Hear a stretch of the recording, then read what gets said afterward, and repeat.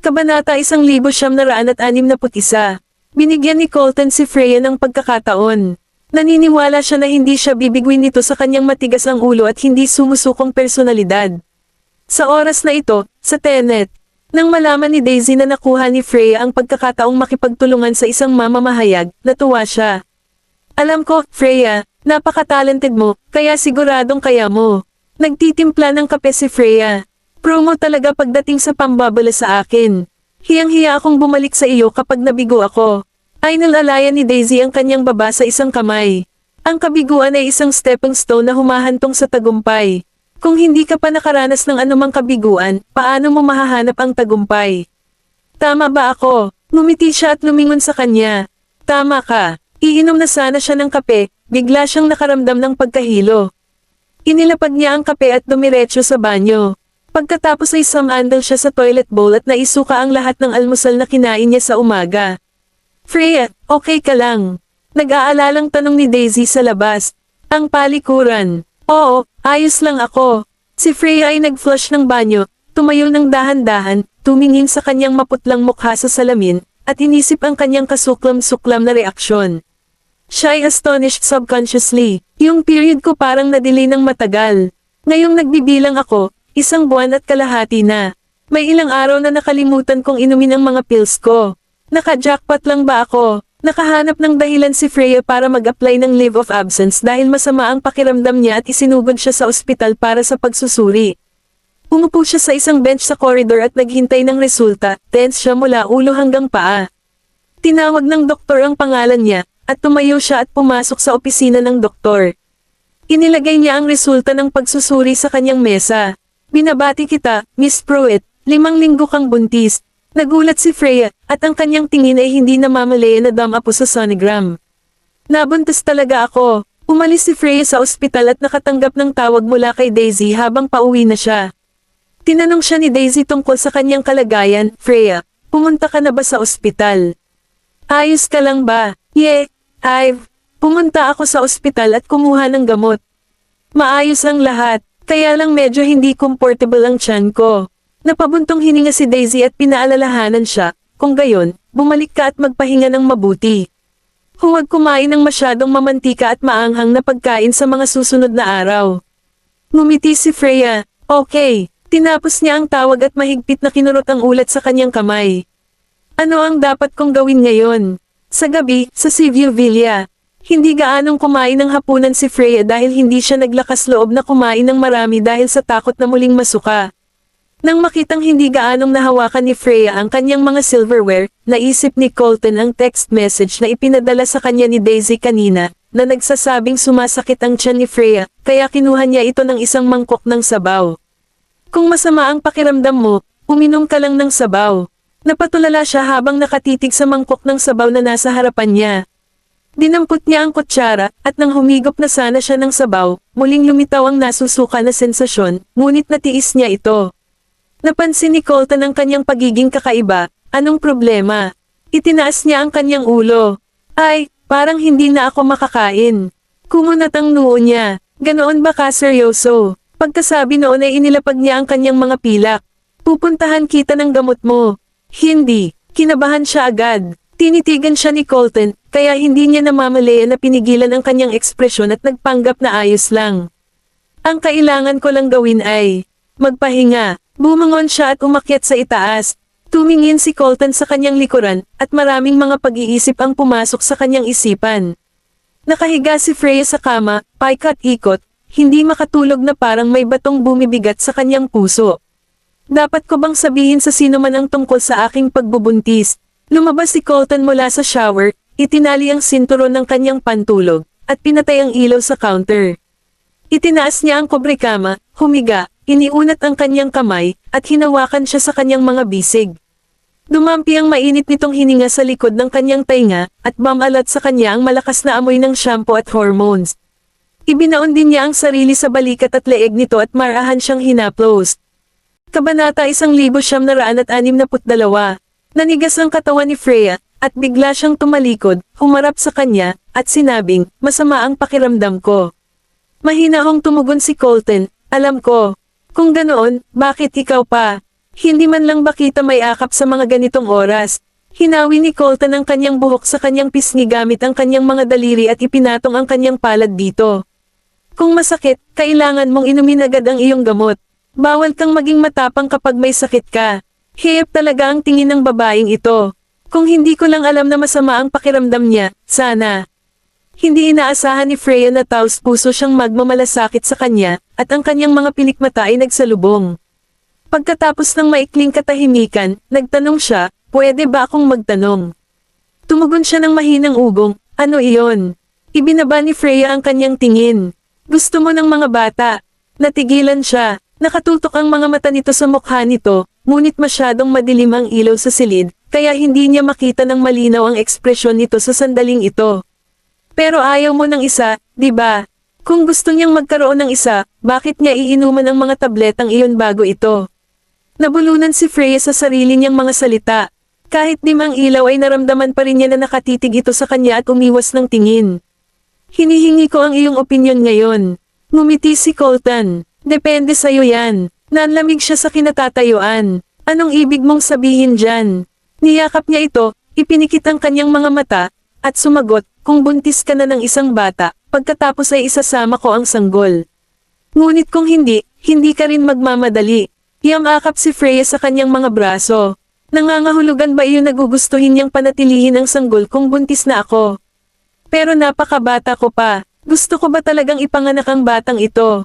Sa huli, hindi siya makapagbukas at makipag-usap sa kanya tungkol sa kanyang pagbubuntis. Nagpa siyang maghanap ng ibang angkop na oras para sabihin sa kanya. At the same time, sa last bar, nakaupo si James sa bar na may tuktok na cup. Doon siya umiinom mag-isa, at medyo nainom na siya. Sa pagkakataong ito, lumapit ang isang sexing babae na nakaupo sa katabi niyang mesa na may dalang wine glass. Mr. Tell, matagal na kitang hinahangaan. Pwede ba akong umupo sa tabi mo? Napatingin si James sa kanya at tumawa. Hindi ko kailangan ng kasama ng isang babae. Tumawa ang dalaga at lumapit sa kanya. Ngunit sa tingin ko kailangan mo ito. Ibinaba ni James ang baso ng alak, kinuha ang kanyang pitaka, at kumuha ng isang stack ng malalaking perang papel mula dito. Kunin mo ang pera at kunin mo. Nawala. Tumayo siya at umalis. Napatingin ang dalaga sa mga lalaking nakaupo sa kabilang table. Tumango naman ang mga lalaki, sunod-sunod na tumayo at sumunod kay James. Pagdating ni James sa parking lot, bigla siyang hinarang ng isang grupo ng mga lalaki. Nakainom na siya ng alak at masama ang pakiramdam. Kung titignan ang itsura ng mga lalaking iyon, hindi siya natakot. Ano ang nangyayari sa inyo, mga tao? Plano mo bang i-bully ako sa isang numerong kalamangan? How dare you disrespect our sister? Ikaw ang nagtanong nito. Iginalaw ng lalaking humakbang pasulong ang kanyang mga braso at balikat upang lumuwag ang kanyang kalamnan at ngumisi. Kung matino ka, babalik ka sa bar at humingi ng tawad sa kanya. Ngumuso siya. Away lang naman diba? Ako, si James Tell, ay hindi kailanman natakot sa sinuman pagdating sa isang away. Nagpalitan ng tingin ng mga lalaking iyon at humarap sa kanya. Sa parking lot, si James at ang ilan sa kanila ay nagkagulo. Talagang hindi siya natatakot sa karamihan, at siya pa rin ang nasa itaas noong una. Gayunpaman, sa kasamaang palad, hindi nagtagal ay nalampasan. Siya nang maraming beses siyang inatake at nalagay sa isang mahigpit na sitwasyon. Napahampas siya sa lupa at nahirapang lumaban. Sinuntok at sinipa siya ng mga lalaking iyon ng walang awa.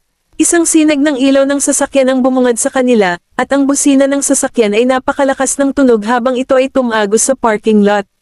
Nang makita ng mga lalaking iyon na may paparating, hindi nila pinansin ang lalaking nakahandusay sa lupa at nagmamadaling umalis. Tumayo si James na may masamang tingin, kinuha ang kanyang cup, at isinuot muli. Mukha siyang nanlumo habang tumalikod at aalis na sana. Mister, sabihin mo, pinahinto siya ng babae sa sasakyan. Huminto siya sa pwesto at nilinggan ng babaeng nakaupo sa backseat. Si Giselle iyon. Binaliwala ang kanyang matapang na hitsura sa sandaling ito. Lumakad siya at sumandal sa bintana. Yo, anong pagkakataon, Miss Peterson? Ikaw ba ang tumulong sa akin ngayon lang? Kabanata 1963. Inabutan siya ni Giselle ng tisyo. Panasan mo ang gilid ng labi mo. Dumudugo ito. Hindi niya kinuha ang tisyo sa kanya at pinunasan lang ng kamay niya ang dugo sa gilid ng labi niya. Ayos lang. Ipinanganak ako para mabugbog. Pagkasabi nun ay naglakad na siya papunta sa sarili niyang sasakyan. Inayos ng driver ang rearview mirror at pinagmamasdan na may masamang ekspresyon habang papaalis si James. Ang lalaking iyon ay hindi man lang marunong magpakita ng kanyang pagpapahalaga. Hindi ko talaga alam kung paano sumikat ang kalokohan na ito sa showbiz. Kung hindi lang siya tinulungan ng dalaga, sisipain pa rin siya ng mga tulisang iyon. Binawi ni Giselle ang kanyang tingin. He's able to rise to fame, ibig sabihin may lakas siya para suportahan ang career niya. Sige, balik muna tayo. Kinabukasan, sa Tenet, dumaan si Daisy sa opisina ng manager at narinig ang boses ni Charlie. James, isa ka talagang leopardo na hindi mababago ang mga batik, di ba? Sinabi ko sa iyo na huwag makipag-away at gumawa ng higit pang gulo, at hayan ka na. Nagpunta ka sa isang bar at nakipag-away na naman sa iba. Inihagis ni Charlie ang isang dyaryo sa mesa. May picture ni James na nakikipag-away sa mga lalaki mula sa bar kagabi, na nagkataong nakunan ng paparazzi. Galit na galit si Charlie habang nakatitig kay James, na nakaupo sa sopa at may mga pasa sa mukha. Ito na ang pangalawang pagkakataon, James. Sinusubukan mo bang sirain ang sarili mong bituin at karera? Napakamot ng tenga si James. Hindi naman sa gusto kong lumaban. Sila ang nagsimula nito. Mabubugbog din ako kahit hindi ako lumaban. Galit na ngisi ni Charlie. Anong ginagawa mo sa bar nang hindi mo kailangang naroon? Magiging maayos pa rin ang lahat kung hindi ka nagpunta sa bar, hindi ba? Tumayo si James. Okay, ako na ang bahala sa bagay na ito. Ngumuso si Charlie. Mabuti pang ikaw na lang. Hindi ka ba maglakas loob na bumalik sa akin kung hindi mo malulutas ang bagay na ito? Binuksan ni James ang pinto at nagkataon na nakita niya si Daisy na nakatayo sa pintuan. Sa lounge, tinulungan ni Daisy si James na ilapat ang lahat ng mga bendahe, at sumirit si James. Jess, maging mahinahon ka. Sinusubukan mo bang patayin ako? Inilibot ni Daisy ang kanyang mga mata. Hindi mo ba alam kung paano kunin ang isa sa mga bodyguards na kailangan mong sundan? Kapag pumunta ka sa isang lugar na parang bar, ano ang pakiramdam na sinipa ang iyong puwitan? Sumirit na naman siya. Hindi ako kasing kulit ninyo mga babae. Bakit kailangan kong magdala ng bodyguard? Natapos na ni Daisy ang pagpahid ng ointment para sa kanya, at nakita niyang sinusubukan nitong kumilos ng buong tapang at panatilihin ang kanyang utang sa kalye. Sige, ingatan mong mabuti ang mukha mo. Kailangan mo pang umasa sa mukha mong iyan para manatili ka sa industriya, kaya huwag mong sirain.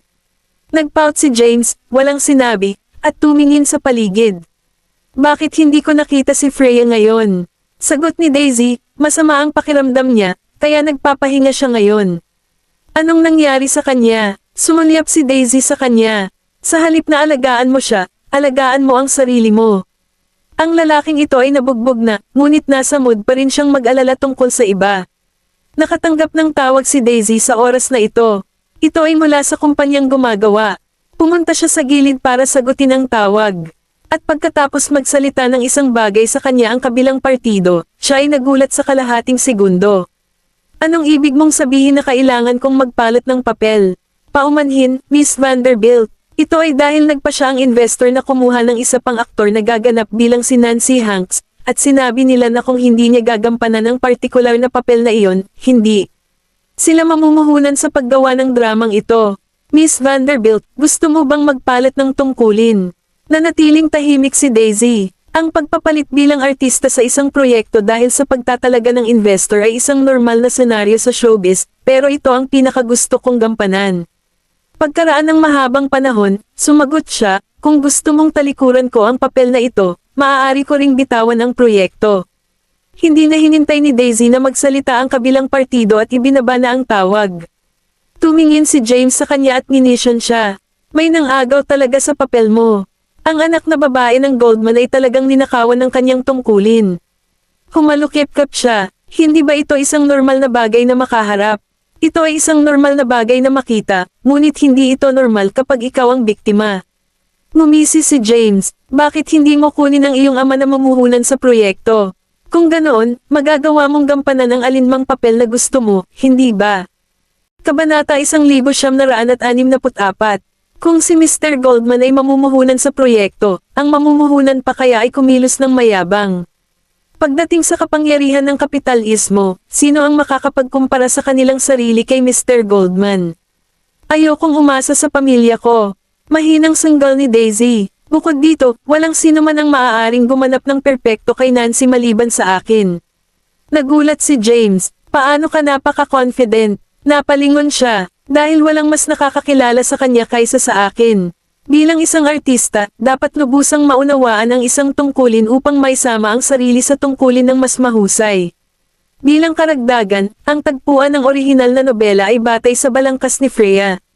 Nabasa na ni Daisy ang orihinal na maneskrito ni Freya.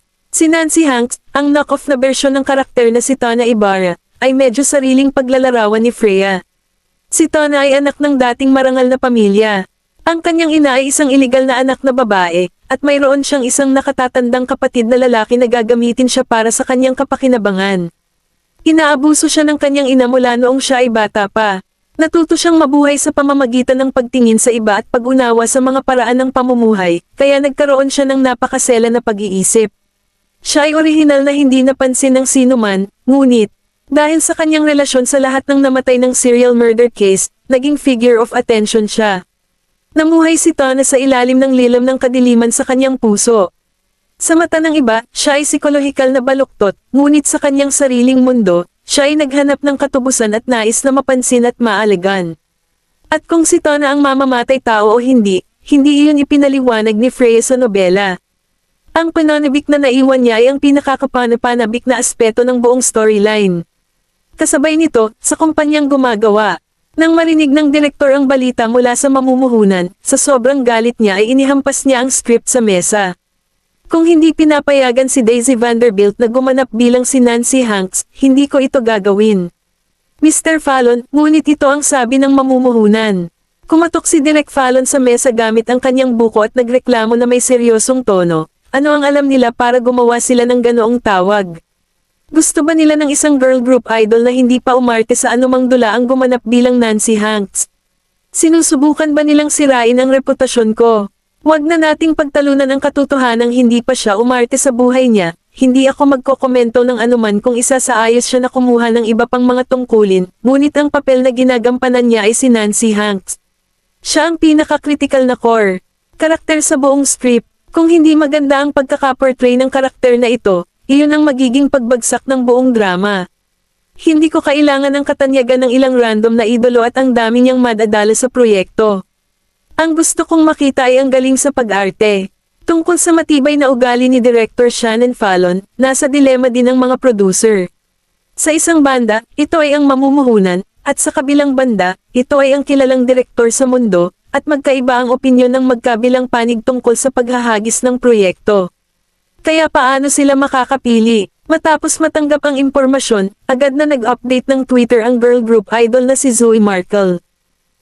#This is my first appearance and attempt as the character, Nancy Hanks. Sana mas maging mapagparaya ang lahat. Sa sandaling na-upload ang Twitter post, tuwang-tuwa ang mga fans na sumuporta sa kanya. Gayunpaman, umakit din ito ng kawalang kasiyahan ng mga tagahanga ni Daisy. Pagkatapos ng lahat, opisyal na inilabas noong nakaraan na si Daisy ang gaganap bilang si Nancy Hanks, ngunit ngayon ang papel ay inagaw sa kanya ng isang bagong girl group idol na nagngangalang Zoe. Paano kusang tanggapin ng mga tagahanga ni Daisy ang balitang ito?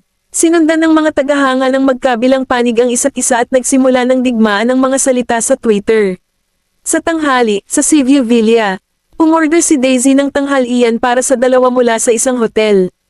At nag-scroll si Freya sa kanyang Twitter feed at alam niyang inagaw sa kanya ang kanyang role. Wala ka na talagang balak na maging bahagi ng proyekto. Kilala ang mga husay ni Daisy sa pag-arte sa industriya ng entertainment, at siya ang pinakaangkop na kandidato para gampanan ang karakter na si Nancy. Ngunit ang mamumuhunan ay nagpasok ng isang bagong dating na nagdebu sa isang bagong grupo ng babae sa equation at inayos din para sa kanya na manalo sa papel. Hindi ba ito katumbas ng pambubuli kay Daisy? Kung tutusin, ang papel ay ibinigay noong una kay Daisy. Kinagat ni Daisy ang kutsara at tumawa. Huwag kang mag-alala, tiyak na magiging akin ang karakter sa huli. Pagkatapos noon, iniba niya ang usapan. Nga pala, kumusta ang tiyan mo? Mas maganda na ba ang pakiramdam mo? Ibinaba ni Freya ang kanyang mga mata at nag-iwas ng tingin. Malapit na itong makabawi. Kabanata 1965. Bakit ka naging mahina pagdating mo sa Baseburg?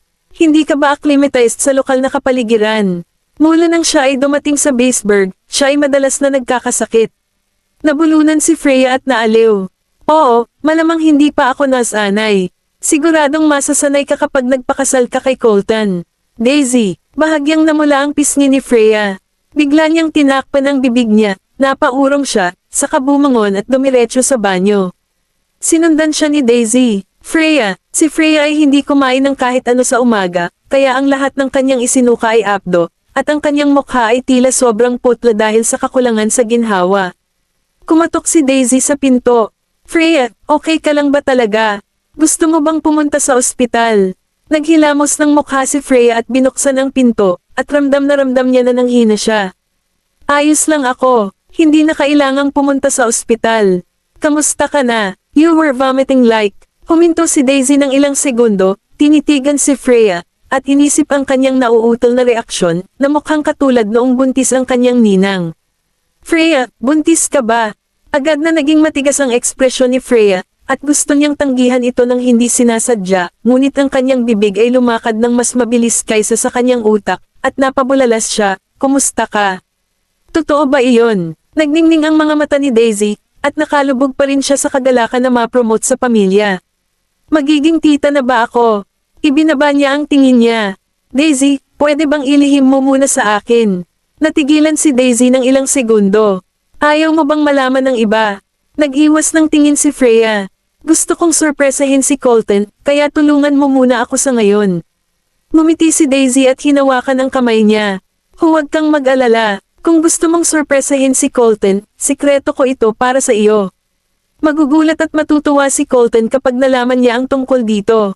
Walang asawa at nag-iisa pa rin si Waylon habang si Colton ay patungo na sa kanyang ama. Ngumiti si Freya, sana nga. Sa loob ng dalawang magkasunod na araw, ang kontrobersya ng naaga ang papel ni Daisy ay nagpatuloy sa pag-ferment sa internet at ang trend ay hindi nabawasan. Marami pang ang netizens ang nagsabing tatalikuran na nila ang panonood ng drama kung hindi si Daisy ang gumanap na Nancy Hanks.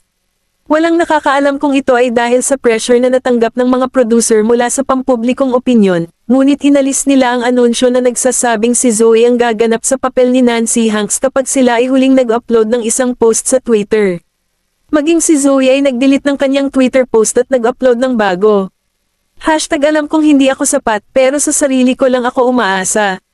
Hashtag, sa pag-upload ng post na iyon, tinawag siya ng mga netizens para sa pagkalat ng katotohanan na nakuha ni Daisy ang papel dahil sa kanyang pagkakakilanlan. Hindi binalak ni Daisy na maunahan siya ng isang bagong dating sa Twitter at nagkomento. Hashtag gosh, kung alam ko lang na ganito ang mangyayari, I should have asked my family to just invest in this drama. Hashtag the netizens and fans saw her reply and were entertained by the comments. Makalipas ng ilang minuto, binura ni Zoe, na kinut siya ng netizens, ang kanyang post. Sa kabilang panig ng lungsod, sa Tenet, sa pulong ng lupon, umaasa ang mga namumuhunan na makipag-ayos sa chairman upang mabigyan ng pagkakataon si Daisy na talikuran ang tungkuling ito at nangakong babayaran ng ahensya para sa pagkawala nito. Bago pa magkaroon ng pagkakataong magsalita ang chairman, naipahayag na ni Charlie ang kanyang kawalang kasiyahan. I can totally understand that you want to support your employee, but the role is given to Daisy and belongs to her. Gayunpaman, pumasok ka lang at agawin ito nang hindi nagbibigay ng anumang paliwanag ng maaga. Sa totoo lang, kung mangyayari ito sa iyong party, maaari mo bang kunin ang balitang ito nang hindi nag-abala? Ang mga mamumuhunan ay nagtinginan sa isa't isa ng may pagkadismaya. Noon pa man ay kilala si Charlie bilang isa sa pinakamahirap na ahente ng industriya na kausapin. Sa kanyang pag-upo sa silid, mahirap para sa chairman na pumayag na gawin sa kanila ang pabor na ito kahit na gusto niya. Binaba ng kabilang partido ang kanilang sarili at sinabing, alam ko kung ano ang sinusubukan mong sabihin, ngunit lahat tayo ay nasa iisang bilog. Nakikita nating lahat ang kakayahan ni Miss Vanderbilt sa pag-arte at kinikilala ang kanyang mga pagsisikap at tagumpay. At saka, hindi naman siya nagkukulang ng resources, kaya hindi na niya kailangan na maging malupit sa isang bagong dating. Pinaplano mo bang banta kami sa mataas na moral na ito? Inihagis ni Charlie ang dokumento sa mesa, at ang kanyang saloobin ay nakakainis. Dapat bang umatras si Daisy sa tuwing hihilingin sa kanya na gumawa ng paraan para sa isang bagong dating dahil kinoronahan na siya bilang pinakamahusay na aktres? Mayroon bang hindi gumawa ng mga paraan para sa iyo sa iyong maliit na laro ng walang kabuluhan? Kabanata 1966. Mukhang hindi masaya ang mga namumuhunan. Itinaas ng chairman ang kanyang kamay para putulin ang mga bagay-bagay. Tama na, hindi na kailangang makipagtalo. Napatingin ang lahat sa kanya habang dahan-dahan siyang nagsasalita. Dahil walang desisyon, hayaan natin ang mga netizens na iboto ito at gawin itong patas. Sa pagitan ni Zoe at Daisy, kung sino ang makakuha ng mas mataas na boto ay makakakuha ng papel. Tumango si Charlie. Sumasang-ayon ako. Nagkatinginan ang mga investors. Kahit na hindi sila sumang-ayon doon, maaari lamang silang magkompromiso. Bumalik si Charlie sa kanyang opisina at sinabi kay Daisy ang tungkol sa pagboto. Napangiti si Daisy pagkatapos niyang marinig iyon. Mukhang patas ang pagpayag sa mga netizens na bumoto. Sinamon siya ng tingin ni Charlie. Hindi ka ba nag-aalala na mas marami siyang boto? Nag-cross arms si Daisy. Katrabaho kita. Bakit hindi ako magiging confident? Tumawa si Charlie. Tama ka. Lumabas ng opisina si Daisy at pumunta sa floor ng studio. Paglabas niya ng elevator, tumangala siya at nakita. Nakatayo si Noel sa harap ng isang poster, naghihintay sa kanya. Ngumiti siya at tahimik na lumapit. Iniunat ni Daisy ang kanyang mga braso upang takpan ang kanyang mga mata at sinabi sa malalim na boses, hulaan mo kung sino. Narinig ni Noel ang kanyang pagbabalasa, nakakatakot na pagtatakip iyon. Ngumiti siya at hinawakan ang mga palso niya. Aking asawa. Binawi ni Daisy ang kanyang mga kamay. Paano mo nakuha iyon ng ganoon kabilis? Lumingon si Noel, hinayla siya sa kanyang mga bisig, itinaas ang kanyang baba, at idiniin ang daliri nito sa kanyang mga labi. Sino pa bang gagawa sa akin yan? Napahawak si Daisy sa yakap niya pero umiwas siya ng tingin. Bakit ka nandito? Inilayo ni Noel ang buhok sa kanyang mukha at pinitik ang kanyang noo. Narinig ko na ang papel ng aking hanggal na asawa ay ninakaw ng iba, kaya pumunta ako upang suriin. Inalis ni Daisy ang kamay niya. Sa tingin mo ba napakadaling kunin ang isang papel mula sa akin? Nakangiti siya habang nakatutok ang mga mata sa cherry lips niya. Totoo naman, walang sapat na magaling sa Baseburg. Sinasabi mo lang yan. Lumawak ang ngiti niya. Ayaw mo ba niyan? Pagkatapos ay tinapik niya ang dulo ng ilong niya. Iyon lang ang alam ko. Magsasalita pa sana si Daisy nang tumunog ang phone niya. Nilabas ni Noel ang phone niya at nakitang si Edison ang tumatawag. Pinulot niya ito sa harapan niya. Oo, may sinabi si Edison na ikinakunot ng noo niya. Sige, pagkatapos niyang tapusin ang kanyang tawag, sinabi ni Daisy, magtrabaho ka na. Niyakap siya ni Noel at hinalikan sa gilid ng kanyang mga mata. Magkita tayo mamayang gabi. Ipinarada ni Edison ang sasakyan sa garahe ni Tenet at tumalikod nang makapasok si Noel. Sir, nahanap na namin si Donald. Niluwagan ni Noel ang kurbata at damilat. Nasaan siya? East Islands. Matagal na tahimik si Noel. Talagang alam niya kung saan magtatago. Sagot ni Edison, definitely. Ang East Islands ay isa sa mga standalone na isla sa silangang bahagi ng kontinente ng Eurasia, at kabilang sila sa mga underground gang ng Eastern Ora. Ang East Islands ay matatagpuan sa mga dagat sa pagitan ng Stoslow at Yarramur. Nagkaroon ng standalone na isla, at tinawag itong Club on the Sea. Ang malalaking casino, entertainment establishment, at transaksyon ay hindi ilegal sa East Islands. Dahil wala sila sa jurisdiction ng alinmang bansa, ang underground gang ang pumalit at maging ang Metropolis o ang Skull Club ay walang kapangyarihan doon. Mayroong dalawang pangunahing kapangyarihan sa Club on the Sea. Kabanata 1967. Ang isa sa kanila ay ang Godfather na kumokontrol sa buong underground scene ni Ora, Fabio Puzo, at ang isa pa ay ang pinakamalaking boss ng krimen sa East Eurasia, Sonny Southern. Ipinatong ni Noel ang ulo sa kamay at sumandal sa bintana. Kung kaya niyang magtago doon, dapat may tulong siya. May naalala si Edison. Nga pala, nandito si Mrs. Pruitt. Tumingin si Noel sa bintana. Alam kong hindi basta-basta hahayaan ang tiyahin ko. Sabihin kay Colton ang tungkol dito. Dapat niyang protektahan ang kanyang babae. Sa ospital, nagsuka si Freya kaya pumunta siya sa doktor para kumuha ng gamot. Nang makuha niya ang gamot, may tumawag. Napakunot ang noo niya sa pangalan ng tumatawag. Hindi niya kailanman nakipag-ugnayan ang kanyang ama, kaya isang discomfort ang gumapang sa kanyang balat. Binuhat niya, at ang kanyang ama ay sabik na nagtanong, Faye, nakita mo na ba ang iyong ina? Natigilan si Freya sa kinatatayuan. Anong sabi mo? Sabi ni Brandon, pagkatapos malaman ng nanay mo na kasama mo siyang Mr. Goldman, umalis siya ng bahay nang hindi nagpapalam sa akin. Dapat ay pumunta siya sa Slakova para makita ka. Nanlamig ang mukha ni Freya habang hawak-hawak niya ng mahigpit ang phone niya. Siya, nasa Slakova. 3 taon na ang nakalipas. Ipinagpalagay niya na kung iiwan niya si Yar Amor, maiiwan niya ang lahat ng kalungkutan at trauma na iniwan ng kanyang ina. Gayunpaman, hindi niya naisip na ang kanyang ina ay pupunta sa Slakova. Faye, mag-ingat ka. Bigla niyang naalala, ang iyong ina ay wala sa kanyang pinakamahusay na estado ng pag-iisip. Matapos ang pagpanaw ng kapatid mo, tuluyan na siyang nawala ng malay. Nag-aalala ako na baka gumawa siya ng matinding bagay. I'm sorry, Faye. Masyado akong mahina at hindi kita naprotektahan. Sana talaga magkaroon ka ng magandang buhay, kaya kahit anong gawin ng nanay mo, kailangan mong mag-ingat. Pagkatapos ay ibinaba niya ang tawag. Nakatayo doon si Freya na nalilito. Miss Pruitt, ang gamot mo. Napaatras siya ng boses ng nurse. Kinuha niya iyon at mabilis na umalis. Pagkatapos sumakay ng taxi, nakatanggap siya ng tawag mula sa Tenet, at sinabi nila na ang isang babae na nag-aangking ina niya ay nandoon kasama ang isang bata, samantala, sa Black Gold. Pumunta si Daisy sa mga executive office sa pamamagitan ng elevator. Nakita siya ng sekretarya at ngumiti. Miss Vanderbilt, nandito ka ba para makita si Mr. Goldman? Matapos siyang makita ng staff, tuwang-tuwa sila at inilabas ang kanilang mga telepono para kumuha ng litrato. Siya ay ang nagwagi ng Best Actress Award, ang kapatid ni Mr. Goldman. Ang pagtatrabaho sa Black Gold ay nagpapahintulot sa kanila na makita sila, na isang malaking benepisyo. Nagdala ako ng pagkain dito. Busy ba siya? Ngumiti ang sekretarya at sinabing, ipapaalam ko sa kanya. Ngumiti siya ng matamis, salamat. Pagkatapos tumawag ang sekretarya sa opisina, sinabi niya, maaari ka nang pumasok. Pumasok si Daisy na may dalang mga pastry at nakita si Leonardo kasama si Colton. Tumango si Leonardo, Miss Vanderbilt, she waved her hand, at umalis na siya. Nagtaas ng kilay si Colton at tiningnan ang mga pastry na nasa kamay niya. Naaalala mo pa ba ako? Siyempre, gusto ko. Naglakad si Daisy sa kanyang mesa at iniwan ang pagkain doon.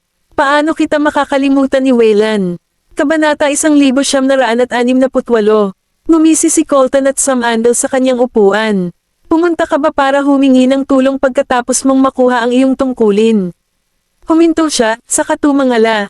Sino nagsabi niyan? Sa tingin mo kailangan ko ng tulong mo. Pumikit siya. Kung ganoon bakit ka nandito? Para lang magdala ng mga pastry at bisitahin ako.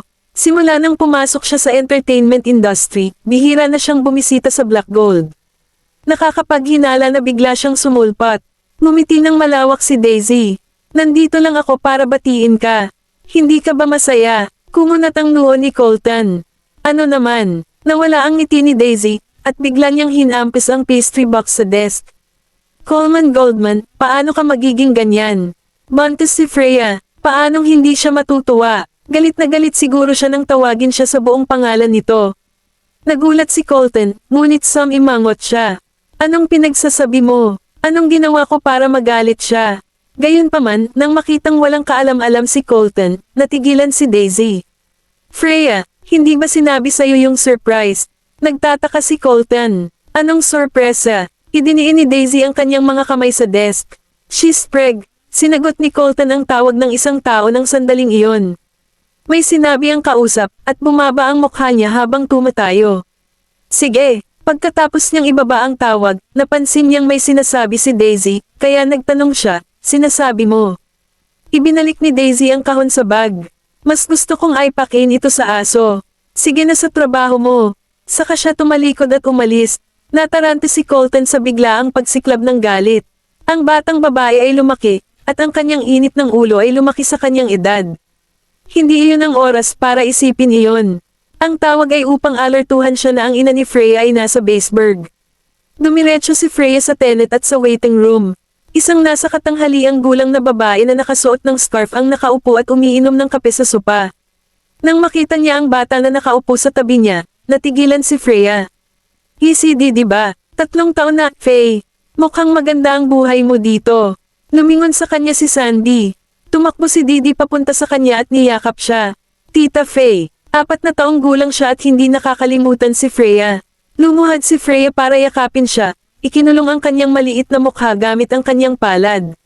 Dito ka na, Didi. Ihahatid daw ako ni Lola kaya pumunta ako. Miss na kita. Hindi mo na ba ako mahal? Napayakap si Didi sa leeg niya at mukhang malungkot. Tinapik ni Freya ang ulo niya. Siyempre, ginagawa ko. Paanong hindi kita minahal? Tinitigan niya si Sandy. Paano niya dadalhin si Didi hanggang sa Slekova? Hindi na niya pinayagan si Sandy na dalhin si Didi. Ibinaba ni Sandy ang kanyang tasa at dahan-daang bumangon. Kung hindi ko siya dinala, malamang nakalimutan mo na siya. Bumagsak ang mukha ni Freya. Paano mo nasabi yan sa harap niya? Bata pa si Didi at madaling maimpluwensyahan, si Sandy ang lola niya, at si Didi ay anak ng paborito niyang anak. Paano niya nagawang manipulahin siya ng ganoon? Ngumisi siya. Nagkamali ba ako? Faye, kapag pumayag kang alagaan ang batang ito, anak mo na siya sa pangalan. Kabanata 1969. Napansin ni Freya na nanginginig si Didi sa kanyang mga bisig. Nakagat niya ang labi niya at tumayo.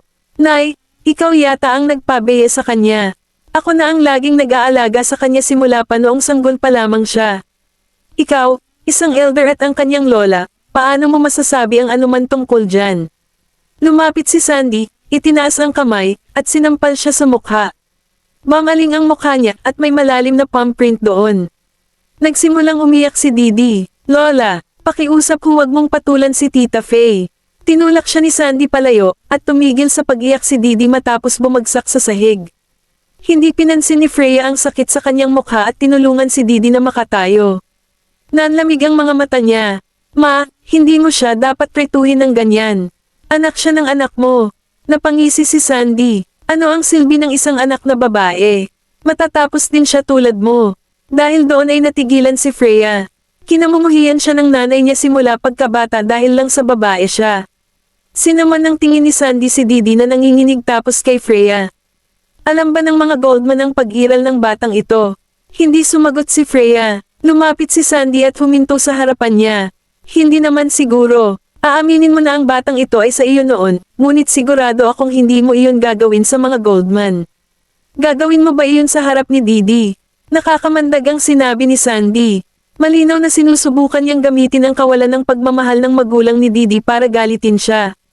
Inalagaan ni Freya si Didi at ginagawa ang lahat ng kanyang makakaya. Hindi alam ng mga tagalabas na anak siya ni Ken at ng kanyang hipag, at hindi nakita ni Didi ang alinman sa kanyang mga magulang. Para kay Didi, si Freya ang kanyang ina. Ano kaya ang mararamdaman ni Didi kung ipilit ni Freya na putulin ang relasyon nila? Hinawakan ni Freya ang kanyang mga kamao. Ano ang sinusubukan mong gawin? Parang mayabang si Sandy. Since you're now associated with the Goldmans and now are young Mrs. Goldman, maaari kang maging kapaki-pakinabang. Nandito ngayon ang nanay mo, kaya hindi mo ba ako isasama para makipagkita sa mga biyenan ko? Nagyelo at naging mabigat ang hangin sa silid. Walang ingay maliban sa pagsinghot ni Didi. Huminga ng malalim si Freya at nilunok ang kanyang puot. Hindi pa ako kasal kay Colton, kaya hindi ko magagawang magpasya iyon. Mukhang hindi pala kaibigan si Sandy. Sinusubukan mo bang eyebrush ako? Young mister, ipinahayag ni Goldman ang iyong relasyon. Sinusubukan mo bang magsinungaling sa akin? Alam kong puputulan mo kami kapag binago mo ang iyong buhay. Nagpapanggap ka na hindi mo kilala ang nanay mo ngayon. May sasabihin pa sana si Freya, ngunit kumakulam ang kanyang tiyan. Akala ni Sandy ay hindi siya pinapansin kaya napahawak siya sa buhok niya. Freya Pruitt, hanggat nanay mo pa ako, hinding-hindi mo ako matatakasan. Nabalot agad siya ng suka pagkatapos noon. Napatingin si Sandy sa kanyang pantalon at sapatos na natatakpan ng maduming likido at agad na nagbago ang kanyang mukha. Itinulak niya si Freya at tumahol, "You bitch. Paano mo nagawa?" Nawala ng balanse si Freya na tinulak palayo pero sakto nang nahuhulog na siya sa likuran ay may humawak agad sa kanya. Natigilan si Freya nang mapatingin sa pamilyar na mukha na ito. Niyakap ni Colton si Freya at tinignan si Sandy ng malamig na mga mata. Inaasahan mong mamahalin kanya kapag ganito ang pakikitungo mo sa kanya. Bumagsak ang mukha ni Sandy, at hindi niya pinansin ang dumi. Ikaw ang manugang ko. Ikinalulungkot ko na kailangan mong makita iyon. Wala kang karapatang tawagin ako ng ganyan. Kabanata 1970.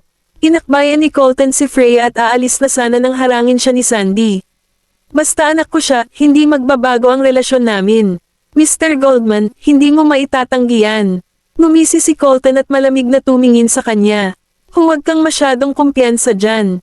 Hindi ka magdedesisyon kung tatanggapin ka namin. Pagkatapos ay naglakad siya palayo kasama si Freya sa kanyang mga bisig. Sinaman sila ng tingin ni Sandy habang papalayo. Napatingin siya kay Didi na nakayuko at hindi nagsasalita dahil sa sobrang takot sa kanya. Naglakad siya paarap at kinurot ang pisngi niya. You better behave kung gusto mong makasama siya. Kunin ito. Hindi naglakas loob na sabihin ni Didi na masakit ito ngunit tumungo na lamang ito sa takot. Samantala, binuhat ni Colton si Freya hanggang sa kotse. Nakita niya kung gaano siya kapatla at hindi komportable, kaya hiniling niya kay Leonardo na ihatid siya sa ospital. Agad naman siyang pinigilan ni Freya. Hindi sa ospital. Hinawakan ni Colton ang kanyang baba at tiningnan ang kanyang maputlang mukha. Paanong hindi tayo pupunta sa ospital kung ganyan ang itsura mo? Ang air freshener sa sasakyan ay tinakpan ni Freya ang kanyang bibig, tumalikod upang buksan ang pinto, at samuka. Bahagyang tinapik ni Colton ang likod niya habang nakataas ang buhok, saka nagngangalit ang mga ngipin. Ano ang nakain mo at nasuka ka? Nakita ni Leonardo ang kanyang reaksyon, may naisip, at tinakpan ang kanyang bibig. Sir, grabe ang pagsusuka niya. Sa tingin mo ba buntis siya? Natigilan si Colton, pagkatapos ay humarap sa kanya. Ano, bumalik siya kay Freya, na nagsusuka pa, at naalala ang sasabihin sa kanya ni Daisy sa kanyang opisina. Hinawakan niya si Freya sa balikat at pinatalikod. Freya, buntis ka ba? Tinakpan ni Freya ang kanyang mukha at iniwas ang kanyang mga mata. Wala naman siyang sinabi, so it was an admission. Agad namang pinapunta ni Colton si Leonardo sa ospital. Muli niya itong pinigilan. Nakarating na ako sa ospital. Magiging mas mabuti ako pagkatapos kong uminom ng gamot. Parang balisa at malakas ang boses niya. So buntis ka, right? Tinulak siya ni Freya palayo. Hindi ko ginustong mangyari, pero nangyari. Natigilan siya nang sabihin nitong hindi niya gustong mangyari. Sa sumunod na sandali, tumawa siya. Anong ibig mong sabihin? Ayaw mo bang magka-baby? Ibinuka niya ang kanyang bibig. Hindi ko ginawa. Mahigpit na hinawakan ni Colton ang balikat niya. Freya, tinago mo ba ang pagbubuntis mo dahil ayaw mo sa bata? Umiling si Freya at may gustong sabihin, pero naduduwal siya, parang masusuka siya sa pagsasalita. Hinawakan siya ni Colton ng mahigpit sa kanyang mga bisig at sinigawan si Leonardo. Huwag kang uupo lang dyan. Magmaneho. Bumalik sa Sivio Villa. Napabalikwa si Leonardo at agad na nagmaneho. Nang makabalik sila, binuhat siya ni Colton pabalik sa silid, binuhusan siya ng isang baso ng maligamgam na tubig, kinuha ang mga bitamina sa kanyang bag, at pinakain sa kanya ang isa. Kinuha niya iyon at hinugasan ng lagok ng tubig. Pagkaraan ng ilang minuto, tumigil siya sa pagduduwal. Tatayo na sana si Colton at aalis nang hinawakan niya ang kanyang jacket. Huwag kang pumunta. Iyon ang unang pagkakataon na hiniling niya sa kanya na manatili. Naantig si Colton. Hindi niya kayang iwan siya ng basta-basta, gaano man siya kagalit. Umupo siya sa gilid ng kama at hinaga siya. Mananatili ako. Ang mainit na liwanag ay sumilay sa kanyang buhok at nilimlim ang kalahati ng kanyang mukha. Nagmukha siyang malamig at mayabang sa suit. Nasa taas siya at malayo sa lahat.